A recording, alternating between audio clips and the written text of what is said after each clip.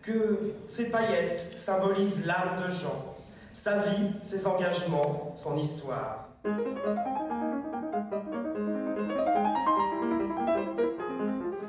Mes chers amis, je suis très heureux de vous retrouver ici dans mon petit appartement.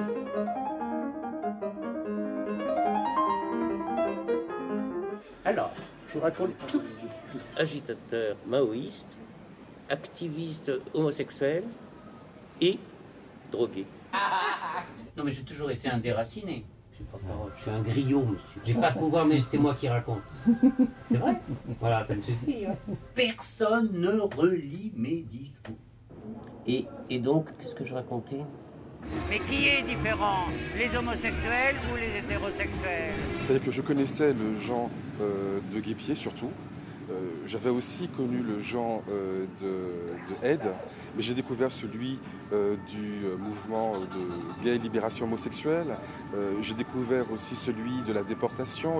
Donc ça a été effectivement une rencontre très riche. J'essaie de me rappeler comment je t'ai rencontré. Et ben moi, j'en sais rien. Moi, ce que je peux dire sur Jean, c'est que j'ai jamais été d'accord avec lui politiquement. Je ne suis pas dans un double personnage. Je ne suis schizophrène que quand je m'amuse. La biscotte! Non, mais en même temps, ça me faisait peur quand même. Mais on n'avait pas peur. J'ai pas choisi mon corps. J'ai pas choisi d'être un homme. Je suis homosexuel, mais je suis furieux de l'image des homosexuels qui rasent les murs. D'abord, je suis un traître à ma classe, comme on dit. Mais je ne savais pas qui j'étais en plus. Je ne savais pas qui j'étais, mais il n'est pas évident que j'avais envie de m'accepter. Pourquoi faudrait que j'ai l'air bien? Malgré ma culpabilité, je ne voyais pas pourquoi j'aurais pas le droit d'exister. Il faut mettre de l'ordre dans le désordre. C'est tout. C'est le bordel de ma vie. Ouais.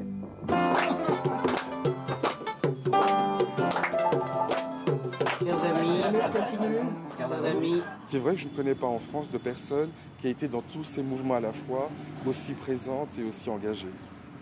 On en parlera dans le film. j'avais bien compris que j'étais un ennemi de la bourgeoisie et que je m'exprimerais un jour.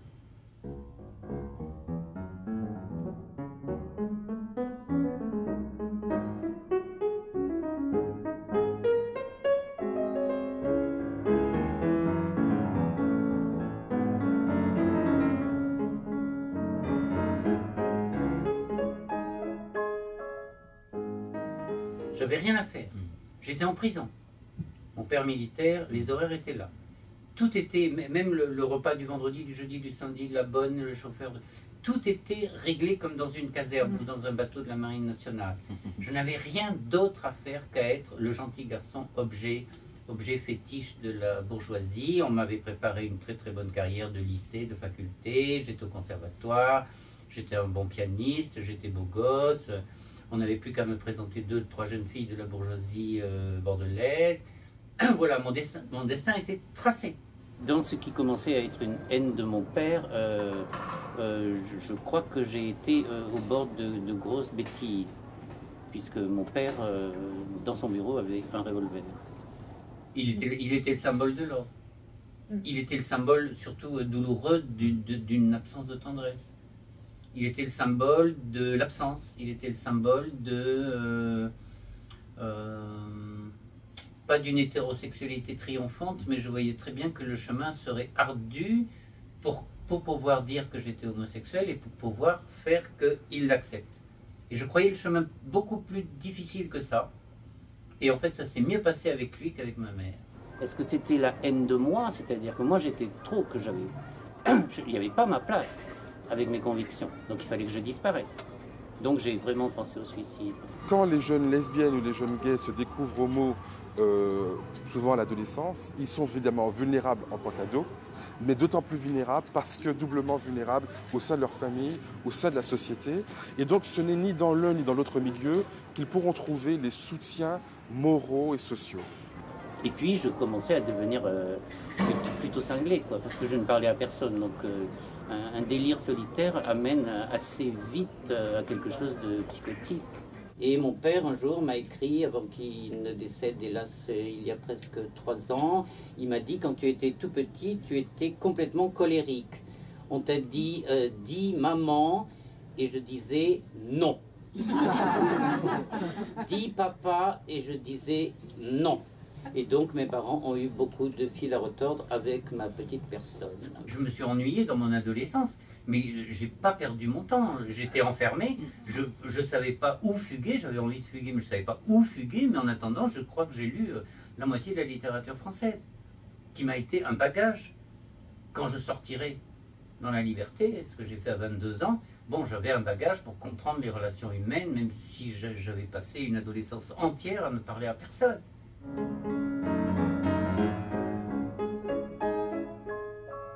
Au lycée, enfin, quelqu'un s'approche de moi.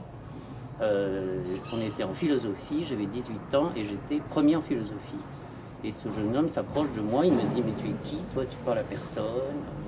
Et un jour, je suis d'accord d'aller prendre un café avec lui. Et là, il me raconte sa vie, qui, elle aussi, ressemble à la mienne. Il s'appelle Charles, ce jeune homme. 20 ans après, je le reverrai, il reconnaîtra qu'il était amoureux de moi, mais qu'il n'osait pas, quoi. Toujours ce discrédit, cet aspect péjoratif que l'homosexualité peut trimballer. Et là, tout d'un coup, très spontanément, surtout après ma déception amoureuse, j'ai pris la plume et je me suis mis à écrire. Je me promène dans la bibliothèque de mon père, cette grande bibliothèque un peu sinistre. J'y trouve effectivement la culture, la littérature habituelle, on va dire officielle. J'ai lu quelles étaient les intrigues chez Balzac, j'ai lu quels étaient les cris de la pauvreté chez Zola, j'ai su comment fonctionnait cet univers qui était très loin de moi, que je n'avais pas encore éprouvé. Je suis absolument fasciné par Simone de Beauvoir. Je trouve que à un genre près, je vis la même chose, et donc je lui écris. Et elle me répond une très très jolie lettre. J'étais absolument fou de joie. C'est-à-dire qu'entre la sacralisation d'un livre et la personne derrière qui prend le temps de vous répondre, pour moi j'étais absolument illuminé jusqu'au bout de ma vie.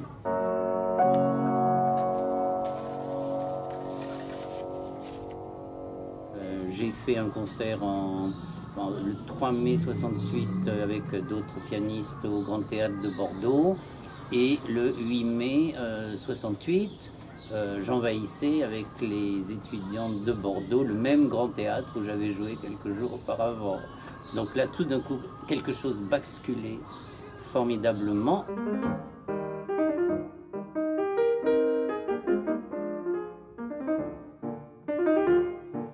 Et je pars avec une grande tristesse parce que je sais que j'abandonne tout, là. Mes amours, même meurtris, mon adolescence, et qu'il faut que, voilà, que je me démerde tout seul. Avec des détails complètement loufoques, c'est-à-dire je ne sais même pas me faire cuire un œuf.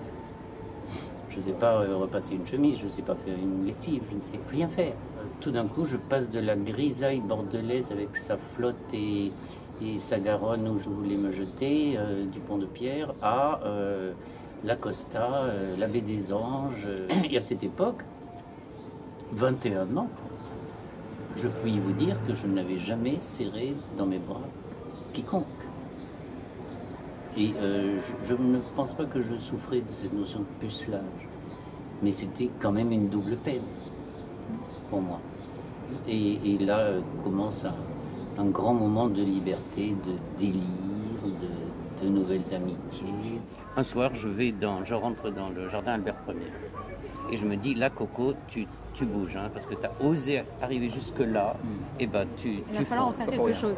Tu prends le premier détail que tu croises dans les allées de ce jardin, et je vois tout d'un coup un jeune homme qui avait des chaussures jaunes. Sans doute qu'il avait acheté ça en Italie hors de prix, à Milan, sans doute, en cuir. Alors j'ai oublié de lui demander la marque. Et j'ai suivi les godasses. On est sorti du jardin, il m'a dit on va chez un ami. J'ai dit ok et tout. Bon, on s'est retrouvé au Pluma. Et je me suis aperçu que non seulement j'avais pas joui, mais que lui, il m'avait enculé 3 fois dans la nuit. Ce qui fait un baptême du feu assez hard. Et ben, j'étais content. Je suis très heureux, après j'ai un peu abusé du LSD et puis après j'ai arrêté, mais je suis très heureux d'avoir rencontré, pas les fantômes de moi-même, mais des autres moi-même, dans une espèce d'identité plurielle, sans prendre le risque que j'ai pu prendre à certains moments de devenir complètement schizophrène. Je suis pour l'identité collective. Mais mai 68, c'était une identité collective. 68, ça a été un immense cri du genre De Gaulle va te pendre, quoi. La révolution en marche, promise par les meneurs du quartier latin, fait naître pour la première fois dans la communauté homosexuelle l'espoir. Celui de sortir de la clandestinité, celui de ne plus être montré du doigt.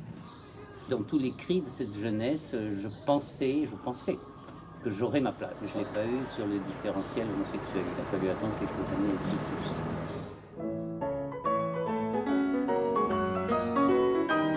Le phare en 71, où là on commence vraiment une sorte de militantisme gay, on entend quelque chose de nouveau. On attend, il ne faut pas raser les murs, il ne faut pas avoir honte d'être homosexuel. Vous pensez que tous les PD sont des putains? Se prostituent? Pourquoi ils le feraient alors? Il faut vivre sa sexualité ouvertement. Le mouvement des femmes est né en 71, le mouvement homosexuel est né en 71. On était les uns et les autres en révolte vis-à-vis d'une société et puis même de nos situations de famille aux uns et aux autres qui ne convenaient pas. Les homosexuels français décident de passer à leur tour à l'action. Jean Le Bitou est l'un d'entre eux.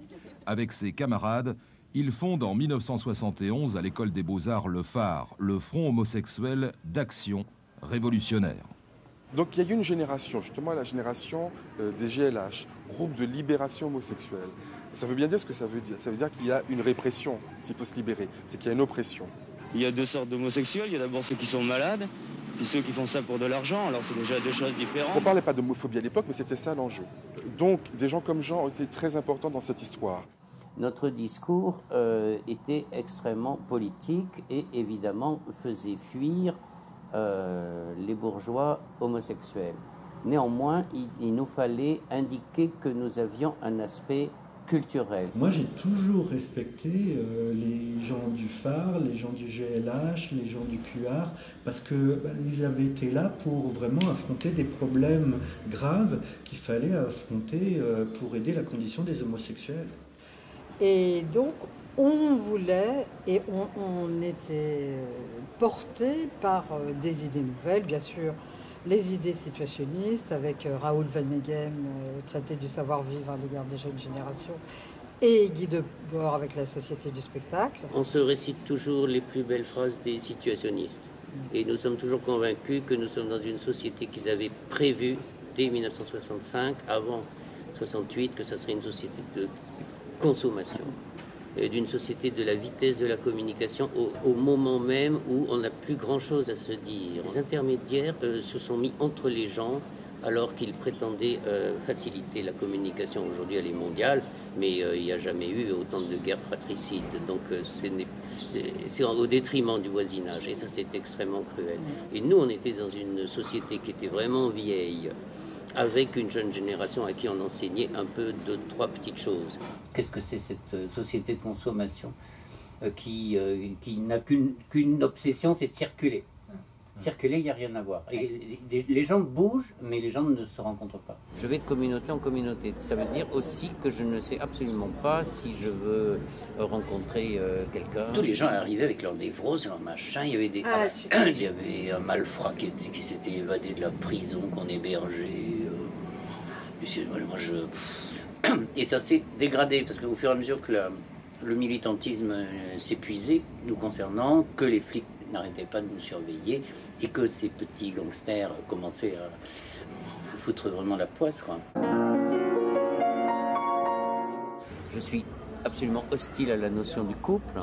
Je trouve que c'est une photocopie de la petite bourgeoisie. C'est le mensonge, c'est l'hypocrisie, c'est la double vie, c'est le camouflage. Et tu camoufles jusqu'aux gens proches, les plus proches de toi. C'est-à-dire, je me serais marié, oui. Oui. Et alors, et j'aurais fait des enfants. Mais ces enfants, ils auraient pensé quoi de moi? Et ma femme, elle se serait pas sentie trahie. Et je pense que quand on commence à se cacher, on fait des dégâts en face.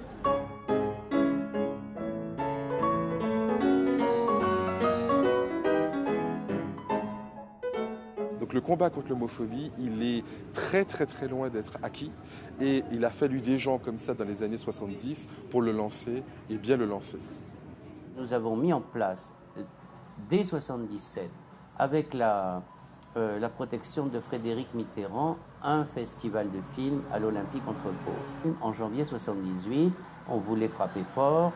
On n'était plus dans le 14e arrondissement, on était derrière le jardin de Matignon de Monsieur le Premier ministre. Derrière, il y a un magnifique cinéma qui est une ancienne pagode. L'extrême droite ne supporte pas cela. Le pouvoir giscardien est très nerveux. Ils sont persuadés qu'ils vont perdre les élections législatives. Et donc, tous les coups sont permis. Donc, l'extrême droite, Jeune Nation, attaque le festival de la Pagode. Ils arrivent avec des matraques, ils piquent la caisse et ils rentrent dans la pièce obscure avec des poches d'encre rouge. Et ils les jettent. Et le temps que la lumière soit rétablie dans la salle obscure, tout d'un coup, les gens ils sont persuadés qu'ils sont pleins de sang. Ce sont des méthodes nazies classiques. Et c'est dans ce cadre-là, avec Guy Hockenheim, que nous sommes dit il faut aller plus loin que le culturel, il faut aller plus loin que la vie des communautés, il faut aller plus loin que contester la vie nocturne gay, il faut demander une réforme du code pénal français. Et il y a, dans le code pénal français, à l'époque, il y avait l'article 331 qui était très discriminant sur les homosexuels et qui avait été mis en place par le maréchal Pétain en 1942. Voilà. Mais on n'a pas été élu député de France puisqu'on n'avait même pas de quoi fabriquer des bulletins. C'était uniquement situationniste, c'était uniquement pour le geste, pour alerter les politiques qui avaient oublié une vieillerie de 1942 dans le code pénal. Et après, il faudra simplement attendre tranquillement 3 ans l'arrivée de François Mitterrand pour que enfin cette loi, et il l'avait promis dans sa campagne, soit abrogée. Les élections n'ont servi qu'à ça. Et Guy avait un grand ami qui s'appelle Copy, grand dessinateur et grand homme de théâtre, qui nous avait fait l'affiche. J'avais rédigé les petites bulles de la dame assise, mais elle a été placardée dans tout Paris, dans les arrondissements où nous étions candidats.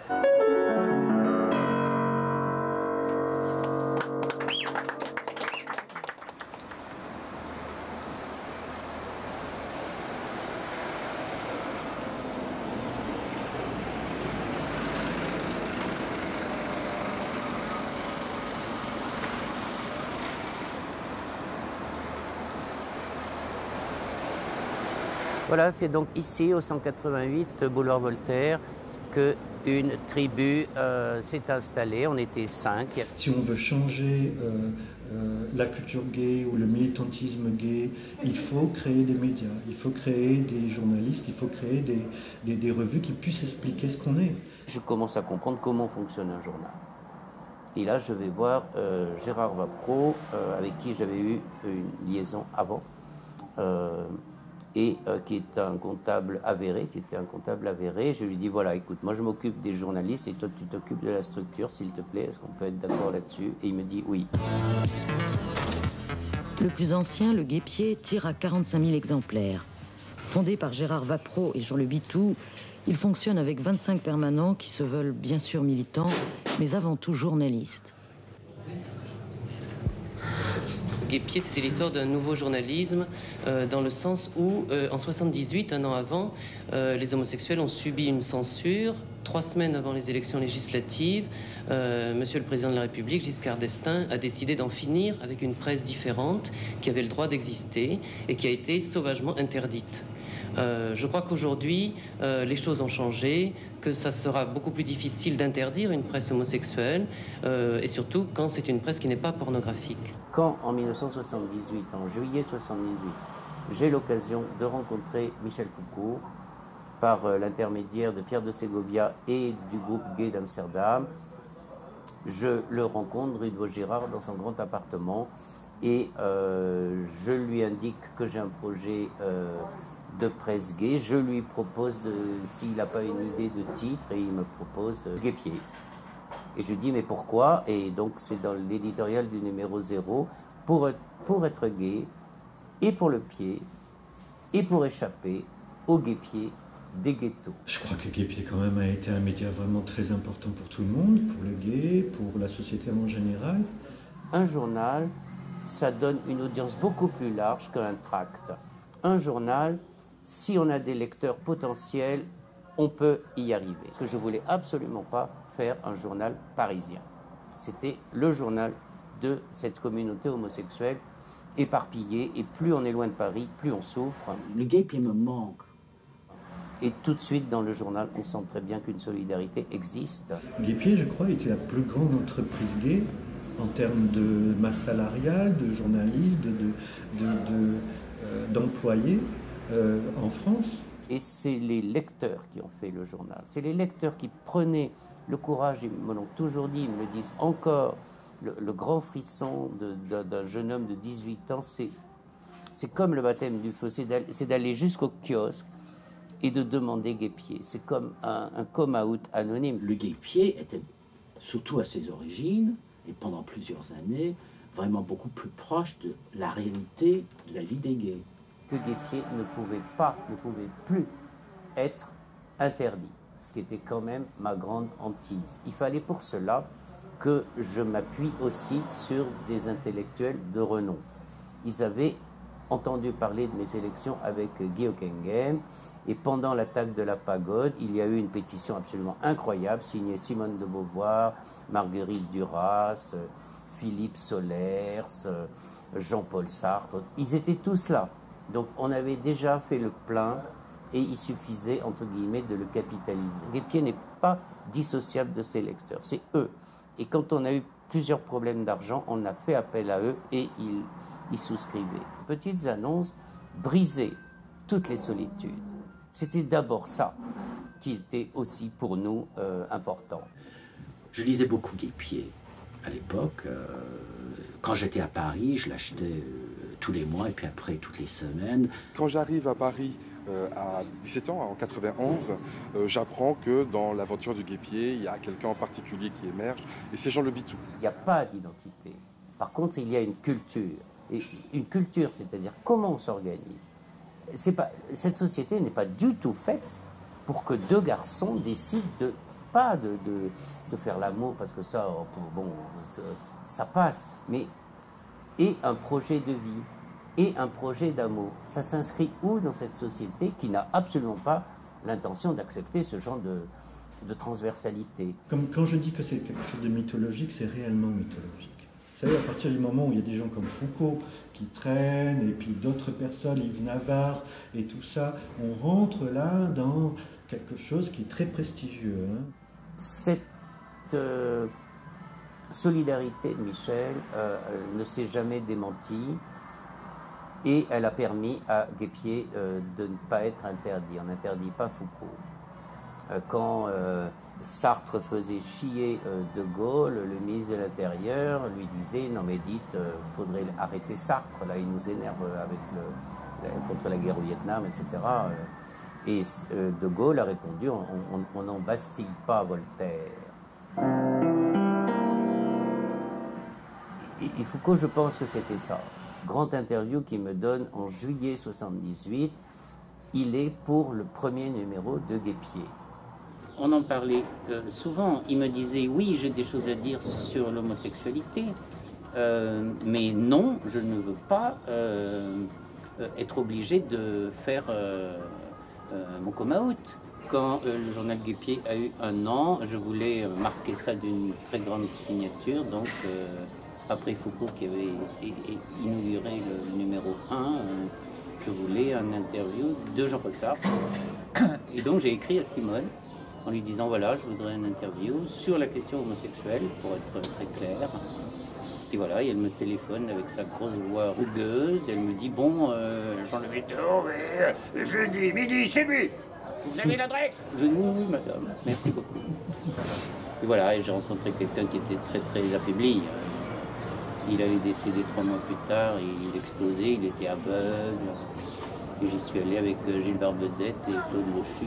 Et il a répondu d'une façon extrêmement lucide, et cette interview a fait le tour du monde. Je l'ai offert à toute la presse gay internationale. Tout le monde était ravi qu'enfin, c'était la première interview sur l'homosexualité.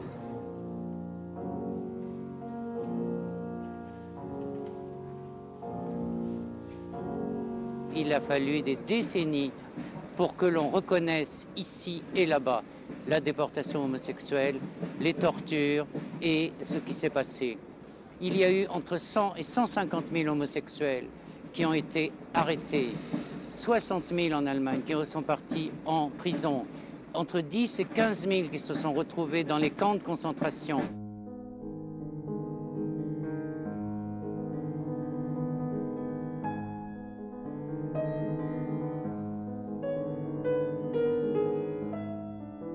Dès juillet 40, Vichy avait commencé à promulguer lois et décrets uniques. Le statut des Juifs, interdiction de la franc-maçonnerie, internement des étrangers, des communistes, et en 1942, le décret mettant l'homosexualité hors la loi.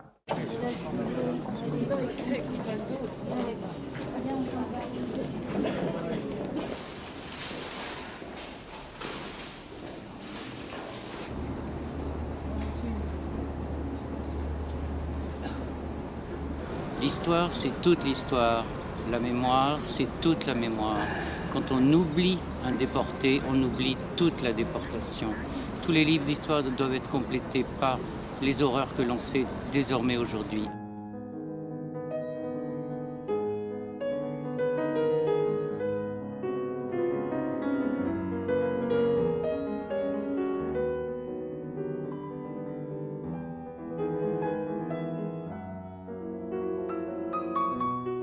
Cette mémoire doit être absolument inscrite dans l'histoire de France.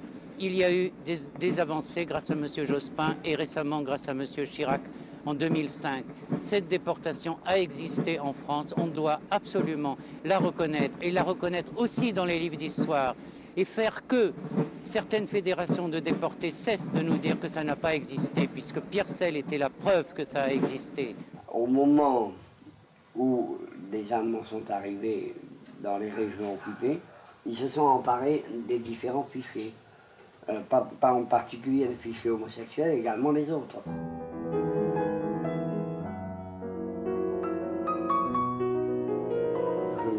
Pardon, je ne veux pas parler des tortures, ni des différents traitements.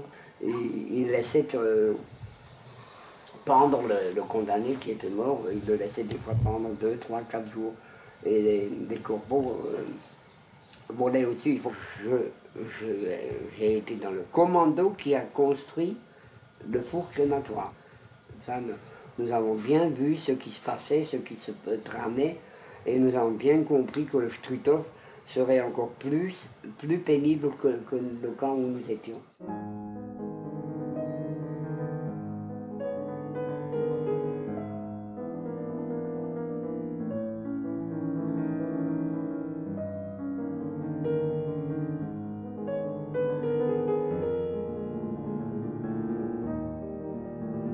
Les tortures, la croix gammée sur la tête, mon ami mangé vivant par les chiens des nazis, de la Gestapo.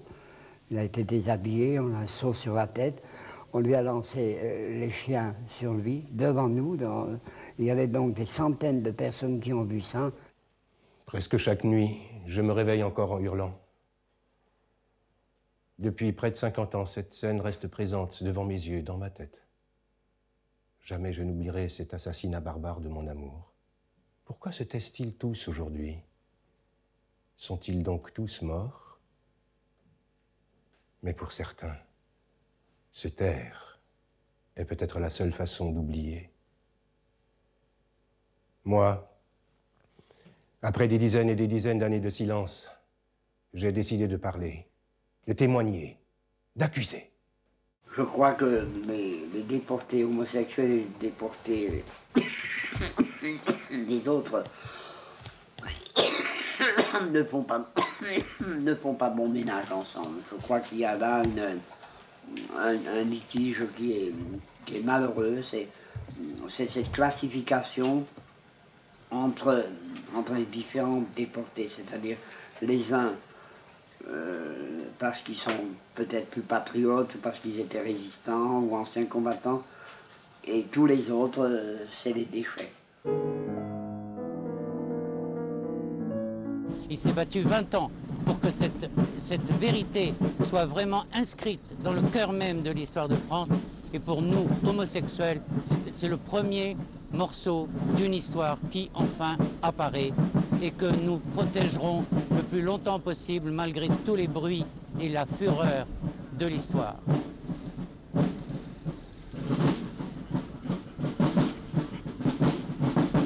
Cette mémoire est importante. Il faut qu'elle soit dans les livres d'histoire et que les livres d'histoire ne laissent pas de côté une partie de la société.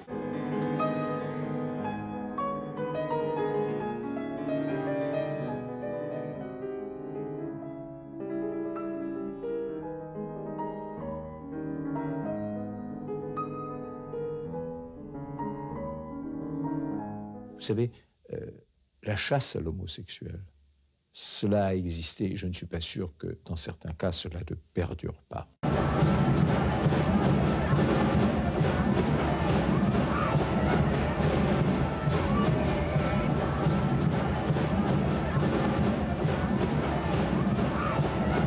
Bonjour, vous êtes en direct de la Gay Pride Paris 2008. Un tiers de siècle que cette marche traverse Paris. Un tiers de siècle qu'elle n'a pas été attaquée par l'extrême droite. On va se faire. C'est pas là?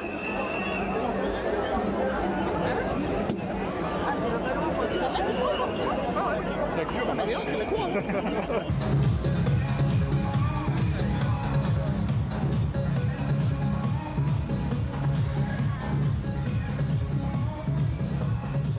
Quand existe la Pride perse. Ils croient que c'est depuis la Révolution française, hein. C'est comme ça, c'est comme le marais, ça fait 3 millénaires qu'on est dans le marais.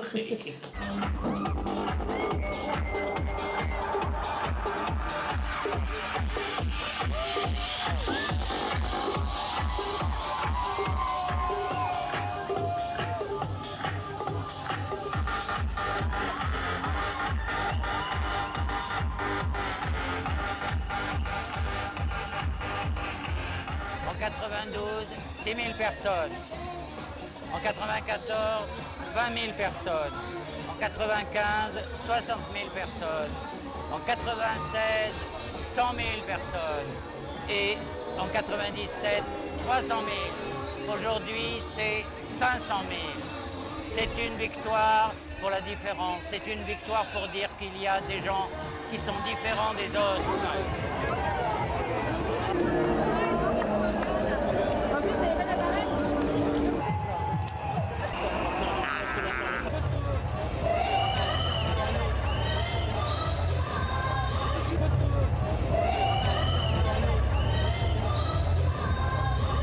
Pour la Gay Pride, dont je suis un des fondateurs, j'ai tenu absolument à ce qu'il y ait une minute de silence à la fin de ces grands cortèges exubérants.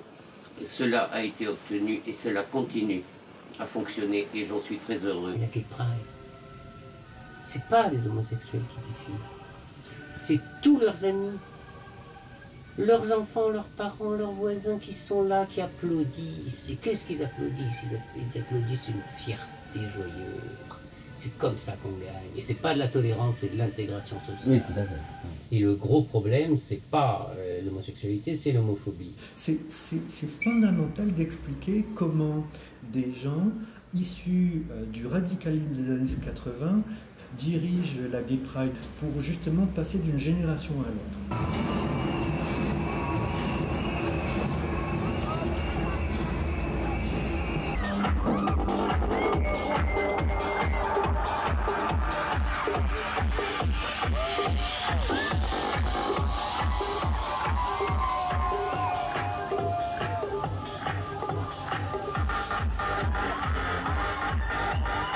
C'est le carnaval de Paris. Le dernier carnaval, c'était quand? C'était 1934. Il a été interdit parce qu'à l'époque, l'extrême droite voulait prendre l'Assemblée nationale d'assaut parce qu'ils aimaient beaucoup Hitler qui avait foutu en l'air le Reichstag. Et donc il y a eu en 1933 et 1934 des émeutes très très dangereuses où l'extrême droite a failli faire un coup d'État. La 4ème République a interdit les manifestations parce qu'elle pouvait dégénérer. Donc le carnaval, parmi plein de bals musettes et autres choses, a été interdit. C'est comme le jour des fous, tu sais, c'est comme les grandes fêtes du Moyen-Âge, où on se moque. C'est l'humour. La Gay Pride qui est devenue le contraire d'une manifestation. Oui. C'est une non-pride, puisque tout le monde est fier d'être là et tout le monde est joyeux d'être là. Et tu soulignes, et tu as raison, que ça commence à ressembler à la foire du trône.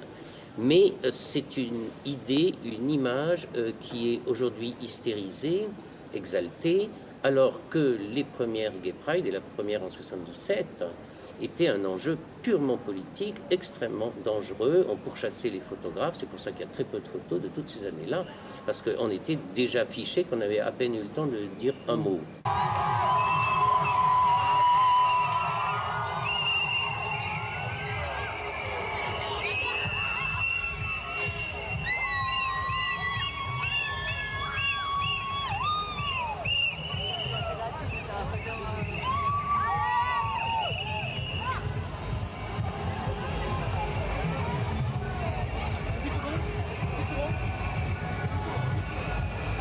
Il faut absolument que cette communauté soit complètement solidaire. Il y a des Gay Pride dans le monde qui sont massacrés par la police, comme à Beyrouth, comme à Moscou. Il faut absolument que la liberté de l'amour existe.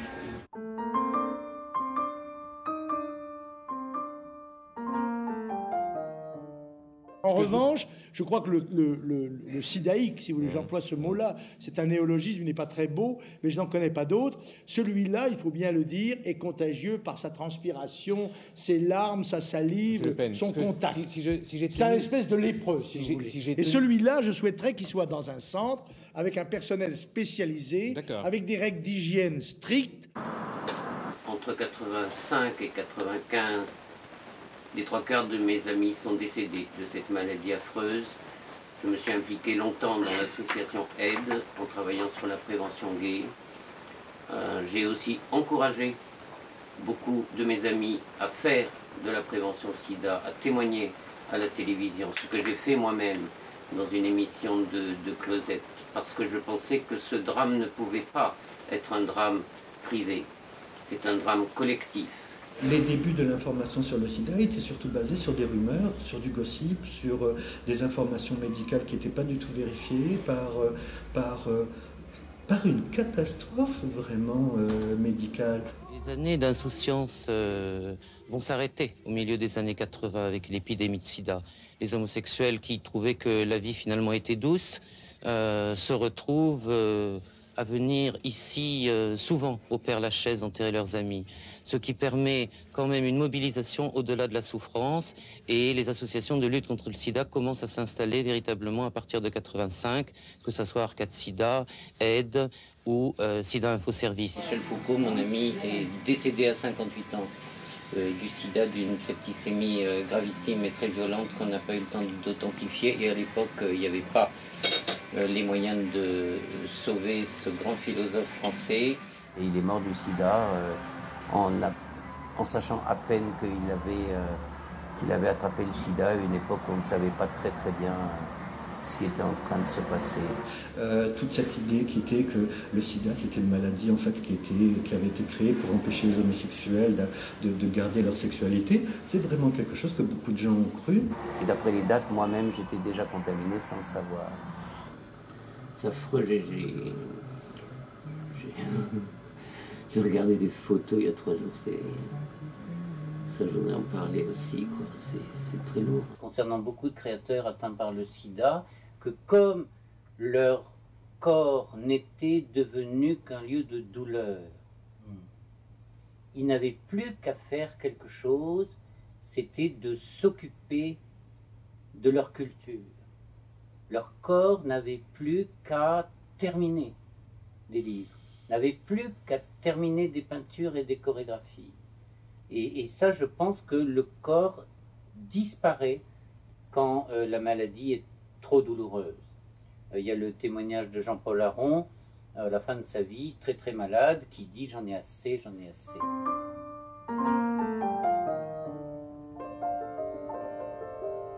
Je ne sais pas très bien comment je m'en sortirai, mais j'ai toujours l'espoir.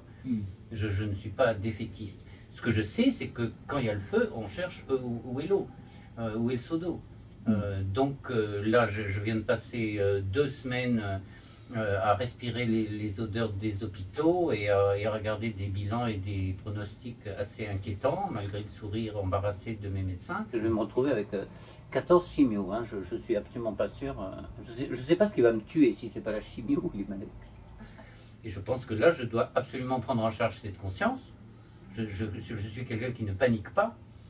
Et je pense avoir à peu près organisé ma vie pour faire que quand on m'annonce des choses catastrophiques, je puisse me dire que quand même j'ai un peu prévu cela. Et comme cela fait plus de 26 ans que j'ai le sida, je crois bien avoir beaucoup réfléchi.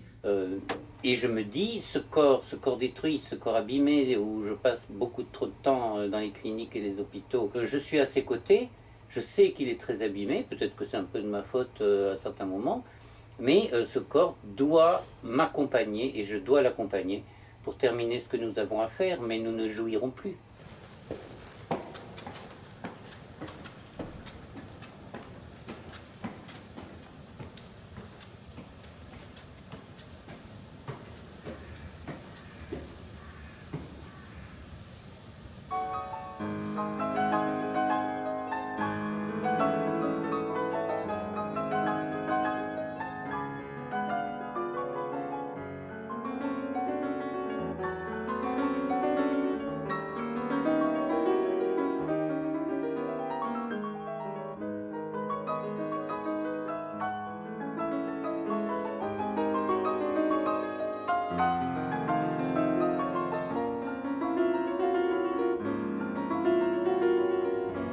Ils ont disparu.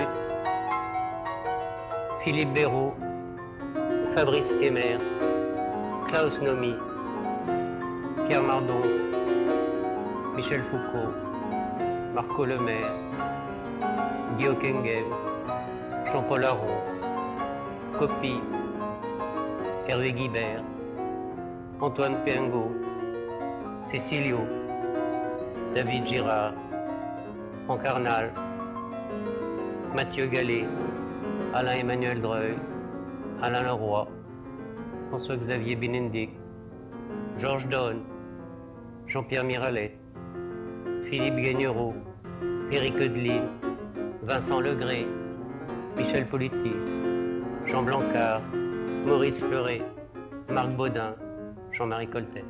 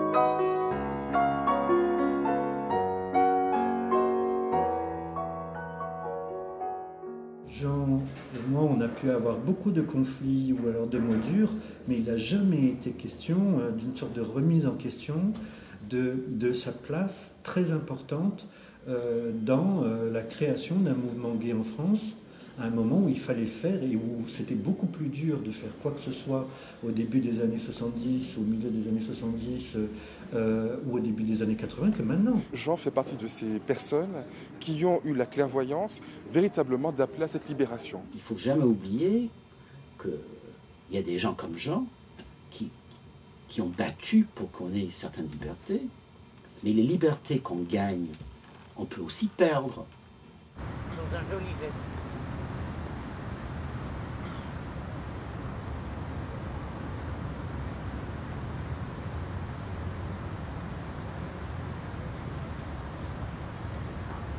Hommage à Jean Lébitou,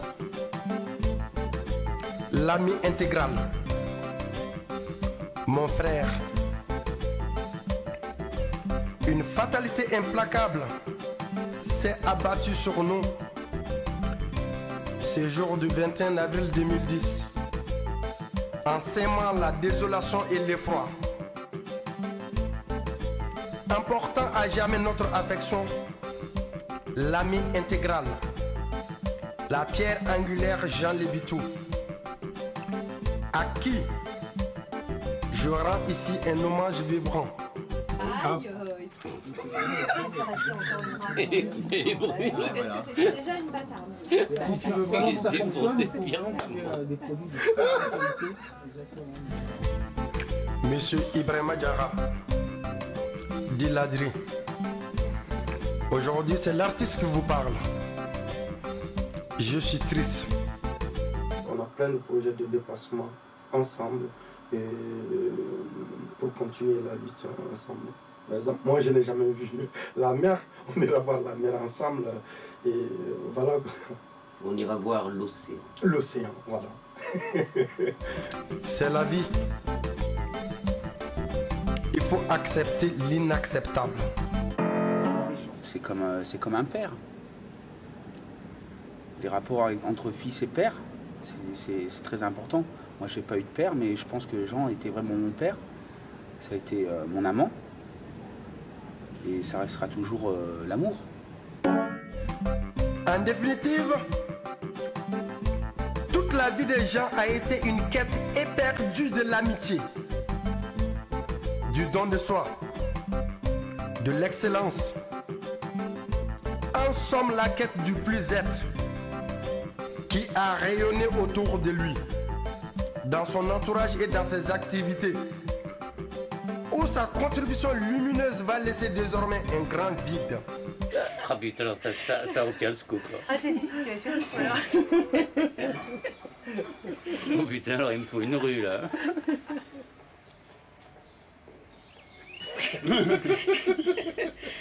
Tout en m'inclinant pour saluer Jean Lébitou,